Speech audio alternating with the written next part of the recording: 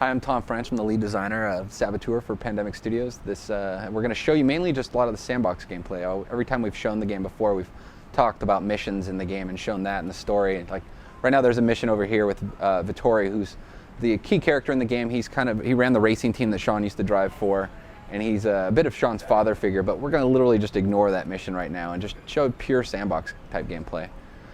This is a garage behind the Belle de Nuit, which is our cabaret brothel that Sean spends a lot of early spots in the game at. But so all of our garages have a garage keeper in them where you can get different vehicles. So as you unlock the different vehicles in the game by collecting them, you can get a lot of different civilian cars. There's a lot of different race cars, Nazi cars and trucks. Also armored vehicles like APCs and tanks in the list as well. So there's a lot of different vehicles. On top of that, there's upgrades for different vehicles as well. So there's a lot of things you can do in the shops, the garage shops as well. But we're going to kind of just skirt around some of that. So that's some of that collections. So you can see them in a color area. If you've seen our game before, there's color and black and white. And normally when we've shown this area, it's been in black and white. This is the Belle de Nuit. That's the cabaret brothel that Sean spends a lot of early points in the game at, right across from the world famous Moulin Rouge. And you can see Sacré-Cœur up in the distance. So it's all a big open world sandbox streaming map. But what we're going to focus on, like I was saying, is just sandbox gameplay. So it's things like that propaganda speaker, or that tower up there, and you can see one of our Zeppelins flying around in the world. And they're part of the fantasy of this, the game that we created. We didn't want to create your typical World War II game. We wanted to create this game that's kind of more the fantasy of the war. So Zeppelins, which were decommissioned during the war, they're just a fun piece of gameplay, and you'll hopefully get to see how they actually work in the world. Back here is the black market kind of headquarters, little seedy little area. Sitting down over there is Santos, who runs the black market. But he's a key story character, but we're going to worry more about actually the gear and the stuff you would do in the shops. So you can see there's a lot of different pistols, machine guns, rifles, rocket launchers, shotguns, a lot of different types of weapons in the game. I'm going to pick up a machine gun because that's probably the weapon I'm most effective with. And a scoped rifle here so I can show you some of the perks. And then I'll show you some of the other stuff. Sean being a saboteur, explosives, kind of a key item for him, so we'll stock up on all that. And then also, one of the other things in here, as you'll find, is just different upgrades for Sean as well. So there's a lot of different upgrades for Sean.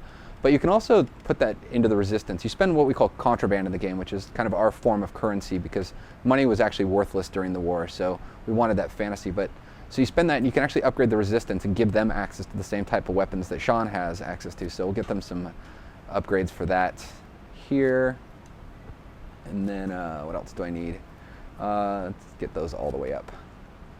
And then I can also you can change how many will show up when you call them in. You can actually call them in as backup in the game, so we'll set that up. So there's a lot of different types of upgrades you can get access to in the black market. And there's also, so that those targets I was talking about, the towers, it's towers and tanks and APCs, or towers, tanks, anti-aircraft guns and generals. There's literally about 1,300 of them in the world, and so we didn't want the player to have to hunt and poke for every single one. So we made it so you can buy maps to where they're located, and they're broken down into all the different districts that you'll find in the game. So it's a great way for the player to hunt down this 1,300 of these things literally in the game. So it's a lot of gameplay to be found everywhere in our world. But we really wanted every block in the game to have something to do. Because basically you can go from the streets all the way up every single building inside of the game, including the Eiffel Tower. And Sean's a little bit slower at climbing buildings here. It's like he's not a superhero like in some of the other kind of sandbox games. So we did put a lot of other modes for him to kind of travel around. There's things like ladders or zip lines or drain pipes that Sean can use to move around the world. So we'll use some of those here. Get up on top of this building. So you can see it's a big sandbox world and that's streaming. So you can go over to the Eiffel Tower at any given point. But you can see the color in black and white literally just exists side by side in our world. And you can go to any of them. And it's the missions in the game is where you inspire the areas and the color comes back out. But for now, we're going to focus on things like that tower up there. So what's kind of fun about making this, essentially this is our collections mechanic in the game. This is the reason you go exploring up every rooftop and in every courtyard in the game. But it's not passive like finding like hidden packages or something like that. You're actually blowing things up and attacking the actual occupation. And it often can attack back too, which is another nice kind of bonus that it brings to us. So Sean's planting the explosive. This is how he would take out a lot of the early stuff in the game until he gets better access to things like rocket launchers. He plants a little slow there, and it's something that he'll get better at as you play through it with our perk system, which you'll see a little bit of too. So I blew up one of 47 towers in this area. We'll jump into the menu to kind of show you how many that actually is. So Like I said, there's about 1,300. All those little white dots on the map, that represents all these types of targets in Area 1 alone. But it goes down to Area 3 and 2, all these different countryside locations, Le Havre and the coast of France, and then all the way into Germany. So as you can see, there's literally a lot of this stuff in the world.